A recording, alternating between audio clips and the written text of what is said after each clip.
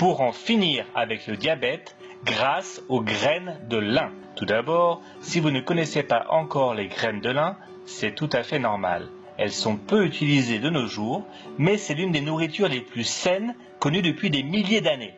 Ces graines remportent le tiercé du diabète. Elles sont riches en protéines, riches en fibres et riches en bons gras, du même type que celui contenu dans le poisson.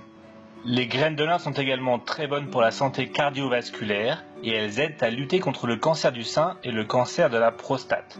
Bref, les graines de lin sont une véritable petite merveille. Employer les graines de lin est peut-être encore un mystère pour vous, mais cela deviendra très simple dès que vous saurez comment faire. Comme son nom l'indique, la graine de lin est la graine de la plante qui produit le lin, ce tissu très bien connu.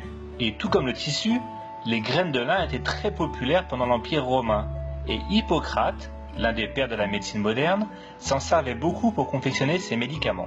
Le très sage Mahatma Gandhi a dit un jour, avec raison, « Partout où la graine de lin deviendra un aliment, la population sera en meilleure santé. » Et encore plus près de nous, le docteur Andrew Weil, un médecin très réputé dans l'alimentation, dit que si nous ne pouvons faire qu'un seul changement dans notre alimentation, il devrait s'agir de se mettre à manger des graines de lin. D'accord, très bien. Mais où les trouvons-nous ces petites graines de lin? Et surtout, comment les manger? Eh bien, elles sont maintenant tout simplement disponibles en grande surface. Et si vous n'en trouvez pas au supermarché, allez jeter un petit coup d'œil dans les boutiques d'aliments naturels ou les épiceries bio. Les graines de lin existent de deux couleurs, une couleur plutôt dorée et une autre plutôt brune. Les deux couleurs de graines de lin ont en fait les mêmes qualités nutritionnelles, donc vous pouvez juste choisir la couleur que vous préférez. Elles ont un goût très agréable de noisette et elles sont riches en protéines et en fibres. Elles sont aussi une bonne source de magnésium, un minéral qui est très important pour une bonne maîtrise de la glycémie, car il aide les cellules à absorber l'insuline. Plusieurs études ont démontré que le risque de développer le diabète de type 2 monte en flèche lorsque l'apport en magnésium est trop faible. Donc assurez-vous d'en faire le plein. Et les graines de lin en sont une bonne source. Mais attention, la nature a doté les graines de lin d'un emballage fin mais puissant, ce qui a ses avantages et ses inconvénients. L'avantage, c'est que l'on peut conserver les graines de lin facilement pendant 1 an dans un récipient hermétique. Mais cet emballage naturel des graines de lin est presque trop puissant. Il est fort probable que ces petites graines passent dans votre système digestif quasiment indemne et ne vous apportent donc aucun nutriment. C'est pourquoi il faut les mâcher très bien, mais ce n'est pas du tout facile. Je vous conseille plutôt de les broyer, car ces graines de lin sont beaucoup mieux absorbées par l'organisme si les graines sont consommées moulues ou écrasées. Vous pouvez par exemple utiliser un robot culinaire ou un moulin à café. Après les avoir moulues, vous pouvez les conserver au réfrigérateur pendant quelques mois. Alors comment manger les graines de lin? Voici une recette facile pour incorporer les graines de lin à votre alimentation. Vous pouvez préparer ce smoothie tous les matins. Il suffit de mettre 2 cuillères à soupe de graines de lin dans un mixeur, de les broyer, puis vous ajoutez des myrtilles congelées, une demi-banane et du lait de soja ou du lait d'amande selon votre préférence. Voilà, c'est tout simple et c'est délicieux.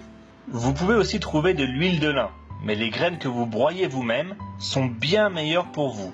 Une grande partie des nutriments sont effectivement perdus lorsque les graines sont pressées pour faire de l'huile. Les graines de lin sont non seulement la meilleure source naturelle de lignane, mais elles sont aussi une excellente source de fer, de zinc, de cuivre, de calcium, de protéines, de potassium, de magnésium, de folate, de fibres solubles, ce qui peut réduire notre cholestérol, et même de bore, un minéral important pour améliorer la santé de nos os.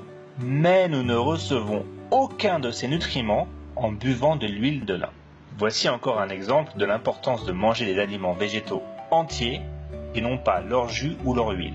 Revenons maintenant sur l'intérêt spécifique des graines de lin par rapport au diabète. Nous savons depuis plus de 20 ans que manger des graines de lin permet d'atténuer le pic de glycémie après un repas. Mais l'utilité des graines de lin n'avait jamais été testée spécifiquement sur les personnes atteintes de diabète jusqu'à récemment. Et il a été mis en évidence qu'une cuillère à soupe de graines de lin moulues tous les jours pendant 1 mois entraîne une baisse significative du taux de sucre moyen dans le sang. Et en prime, on observe aussi une baisse des triglycérides et du cholestérol. Alors comment les graines de lin aident-elles à lutter contre le diabète? Eh bien, il semblerait que la consommation de graines de lin peut améliorer la sensibilité à l'insuline. Et bien que les graines de lin soient plutôt grasses, aucun gain de poids n'a été signalé chez les personnes qui ont ajouté des graines de lin à leur régime pendant 3 mois. En fait, il semblerait même qu'au contraire, cela aide à faire perdre un peu de graisse autour du ventre. Voilà, c'est fini pour cette vidéo sur les graines de lin.